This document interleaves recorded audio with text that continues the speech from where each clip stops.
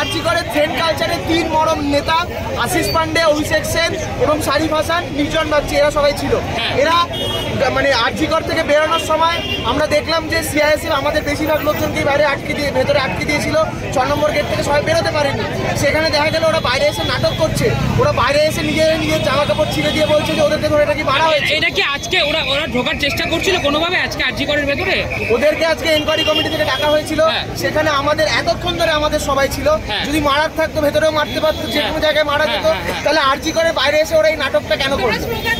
আমরা আমাদেরকে যেটা বলা হয়েছিল যে তোমরা কেউ এদের সাথে কোনো ভায়োলেন্সে যাবে না। আমরা কোনো ভায়োলেন্সে যাই, আমরা আমাদের মতো স্লোগানিং করেছি। কারণ এইসব পিশাচরা, এইসব নির্জন বাগচি নাকি মিডিল ফিঙ্গারও দেখিয়েছে, ঠিক আছে? এইসব নোংরামি এরা এখন এসে করে যাচ্ছে। এরা কার আস্পর্ধায় এখনো করছে? কেন এখন এরা এত সাহস পায়? বিজেপি বিল্ডিং থেকে ছুটে বেরোলো। আগে এদের যে বাবা সন্দীপ ঘোষ, সেও আগে ছুটে বেরিয়েছে। এখন এরাও নিজেরাও তার বাবাকে মানে ফলো করে এরাও নিজেরা ছুটে বেরোচ্ছে। সেটার জন্য আমাদের কিছু করার নেই। আমরা শুধু তাদের পেছনে স্লোগানিং করতে গেছিলাম এবং স্লোগানিং করতে করতে আমরা ছুটেছি। তখন আমরা বেরিয়ে দেখি ওরা ওখানে বসে নাটক করছে যে ওদেরকে নাকি মারা হয়েছে, মারার চক্রান্ত করা হয়েছে।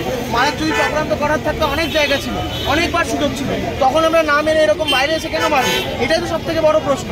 এবং সিআইএসএফ তাদের সঙ্গে তখনও ছিল, আমাদের সঙ্গে সিআইএসএফ এর কোনো শত্রুতা নেই। আমরা সিআইএসএফ এর সামনে কারো গায়ে কখনোই হাত তুলিনি, তুলবও না। এইটা আমাদের তরফ থেকে আমরা বারবার এই প্রতিশ্রুতি দিয়েছি। তা সত্ত্বেও এরা এই নোংরামিটা করে গেল শুধু নিজেদের প্রতি সিম্প্যাথি কার্ড পাওয়ার জন্য। এবং আমরা চাইছি যে এই নোংরামিরও একটা সাজা তাদের উপর দিতে হবে। এটা কি ফের চক্রান্ত আপনাদের উপরে মনে করেন? অবশ্যই আমাদের উপরে চক্রান্ত। এটা এরা আজকে প্ল্যান করে এসেছিল যে এরকম কিছু একটা করবে। সেখানে দাঁড়িয়ে কেন আমাদেরকে বারবার দায় নিতে হবে?